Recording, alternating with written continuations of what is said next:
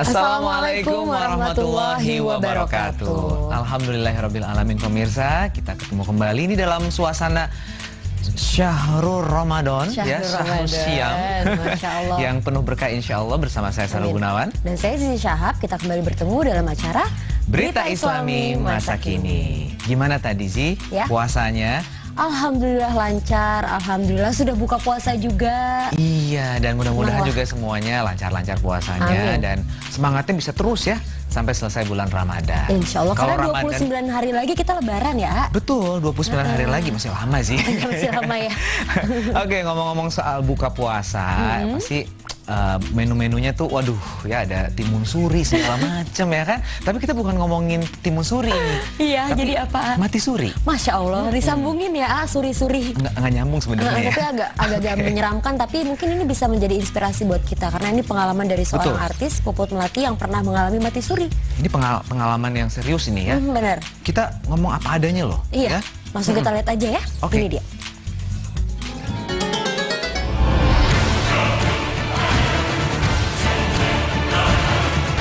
Kisah pengalaman mati suri Puput Melati.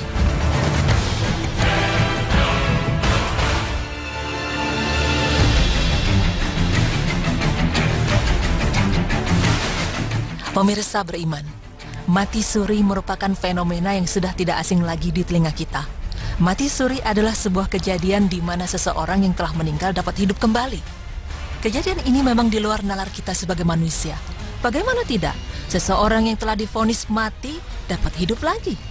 Menurut penelitian yang dilakukan oleh pakarnya, bahwa ketika seseorang mengalami mati suri, pada hakikatnya ia belum mati. Layaknya orang mati yang telah sampai pada ajalnya, namun orang tersebut mengalami berhentinya detak jantung dan pernafasannya, namun masih terjadi aktivitas pada otak sarafnya yang menyebabkan ia bangun kembali.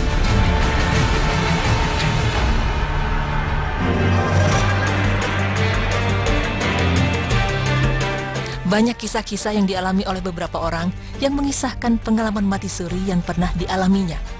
Sama seperti halnya seorang artis cantik yang kini telah menjadi istri seorang ustadz yang mana ia mengaku telah mengalami mati suri pada tahun 2013 silam. Dan berikut petikan wawancara kami dengan Puput Melati. Prosesnya pada saat itu memang saya sedang melahirkan putra saya yang ketiga. Jadi dengan proses sesar pada saat itu, jadi ketika saya sudah melahirkan dari proses sesar, tiba-tiba saya mengalami koma gitu ya. Pada saat itu memang saya sudah tidak sadarkan diri, dan yang saya tahu saya hanya tertidur, dan ketika itu saya seperti mimpi gitu ya. Entah itu mimpi atau sadar maupun tidak sadar, yang saya alami pada saat itu memang benar-benar membuat saya sangat-sangat sulit untuk menceritakan hal ini sebenarnya. Tapi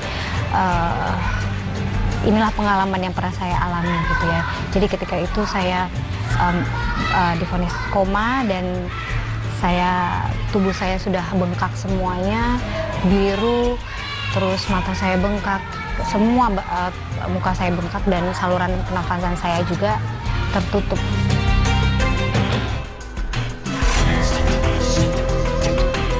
Dalam mati surinya, Puput pun dipertemukan dengan seorang sosok yang besar dan aneh yang membuatnya semakin takut. Ya, ketika itu saya melihat sesosok jubah manusia, orang memakai jubah putih. Entah itu saya nggak tahu siapa, tapi kalau katanya orang-orang itu seperti malaikat, tapi aku nggak tahu malaikat atau bukan. Tapi yang pasti aku melihat di situ ada sosok berjubah putih berdiri di samping kiri saya dan memakai jubah putih dan mengeluarkan cahaya yang sangat-sangat silau dari telapak kakinya gitu. Jadi pada saat itu memang saya nggak bisa melihat wajahnya karena sangat silau sekali sinar yang keluar dari telapak kakinya. Jadi saya hanya bisa melihat sampai batas pinggangnya sosok tersebut gitu ya.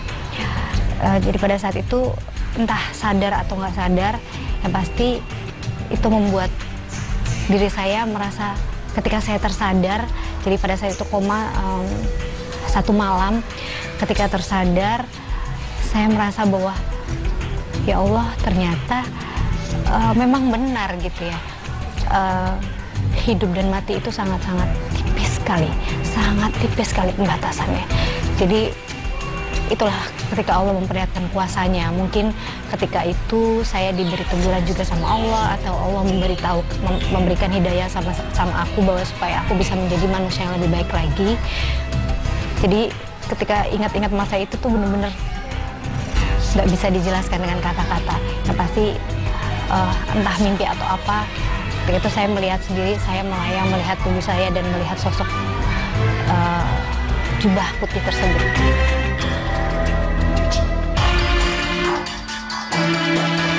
Perasaan Puput saat itu pun campur aduk ketika ia melihat sosok tinggi besar yang mengeluarkan cahaya dari kakinya. Saat aku melihat sosok jubah putih itu memang ketika antara sadar nggak sadar atau mimpi, memang nggak ada perasaan apapun.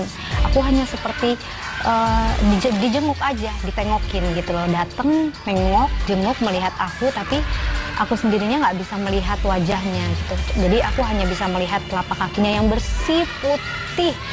Seperti aku nggak pernah melihat telapak kaki itu atau jari-jari itu di dunia tuh aku nggak pernah melihat sebersih dan seputih itu gitu, dan mengeluarkan pancaran dari telapak kakinya ke atas gitu.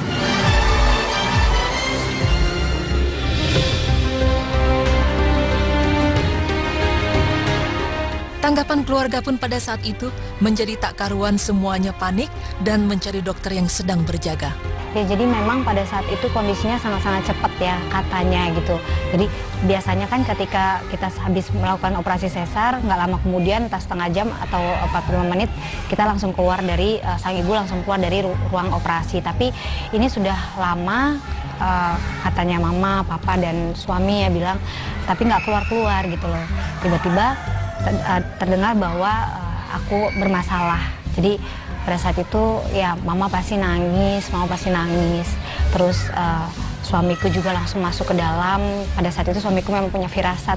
Jadi tanpa dokter kasih tahu, tanpa ada yang memberitahu suamiku, tiba-tiba suamiku langsung seperti ada yang memanggil, dan suamiku langsung masuk ke dalam ruangan gitu. Dan di situ dia melihat sendiri sosok aku benar-benar yang kaku, terus semua biru. Baru pada saat itu tim yang ada di sana memberitahu bahwa apa yang sedang terjadi sama aku gitu. Baru suami aku keluar memberitahu sama orang tua dan sanak saudara yang ada di tempat pada saat itu.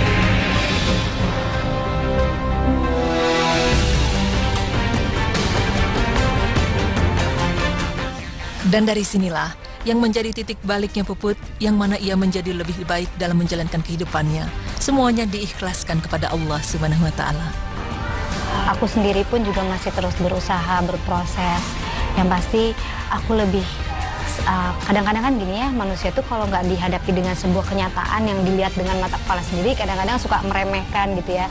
Mungkin aku juga seperti itu, jadi masih yalah, gitulah ya, beginilah. Tapi ketika aku merasakan itu sendiri, bahwa aku melihat gitu ya, dan ternyata pada saat itu orang bilang aku antara sadar nggak sadar melihat sosok malaikat. Jadi itu perasaannya kayaknya, ya Allah, aku masih kau beri kesempatan untuk beribadah, engkau masih memberikan aku kesempatan untuk bisa menjadi manusia yang lebih baik lagi. Jadi aku nggak akan mau menyia-nyiakan kesempatan itu. Mungkin itu yang sekarang sampai detik ini, dari sejak aku mengalami koma sampai sekarang, itu yang sedang aku perbaiki dalam diri aku. Jadi kalau misalnya melakukan apapun pasti keingetnya ke situ. Iya ya, aduh, nggak mau melakukan ini, nggak mau begini, karena Allah itu masih kasih kesempatan sama aku gitu loh. Kalau pada saat itu memang aku tidak ada umur kan, aku tidak bisa memperbaiki, dan hanya penyesalan nantinya ketika di alam kubur gitu. Jadi ya sekarang berlomba-lomba terus fastabiqul khairat untuk mencari bekal di akhirat nanti gitu.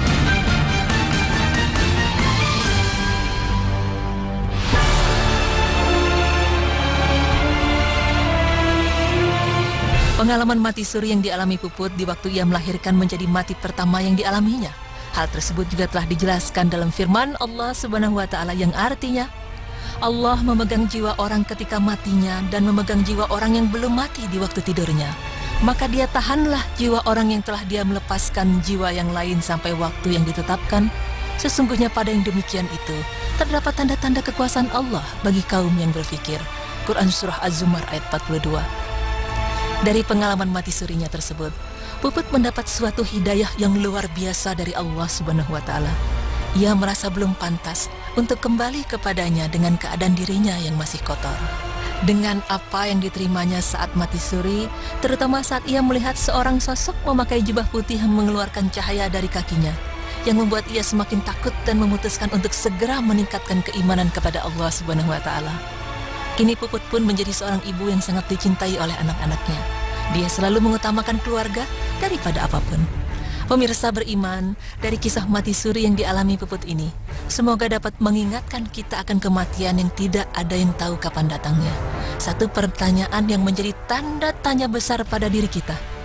Sudah siapkah kita menghadapi kematian? Semoga informasi ini dapat menjadi acuan kita agar terus meningkatkan ibadah kita kepada Allah Subhanahu wa Ta'ala. Amin ya rabbal alamin.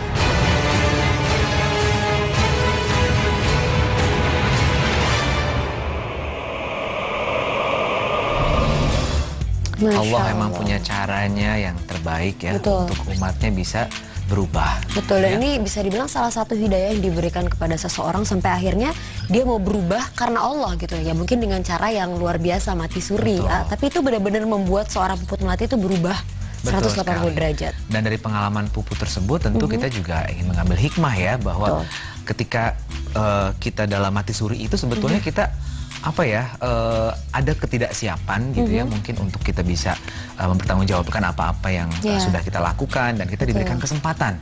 Nah, untuk kita-kita nih yang tidak mengalami hal yang sama ya, berarti dalam kehidupan kita harus bisa lebih baik lagi, terus kemudian mengevaluasi diri terus menerus. Insya Allah. Dan setelah ini kita akan bahas tentang kesalahan-kesalahan selama bulan Ramadan. Kira-kira apa aja ya? Mungkin mitos-mitos atau larangan-larangan yang sebenarnya itu nggak ada aturannya. Pas banget ini ya. Ini besok mau masuk hari kedua, jadi kita harus tahu nih apa-apa aja sih yang tanpa kita sadar kita melakukan kesalahan mungkin ya. Iya, jangan kemana-mana, tetap di Berita Islami Masa Kini.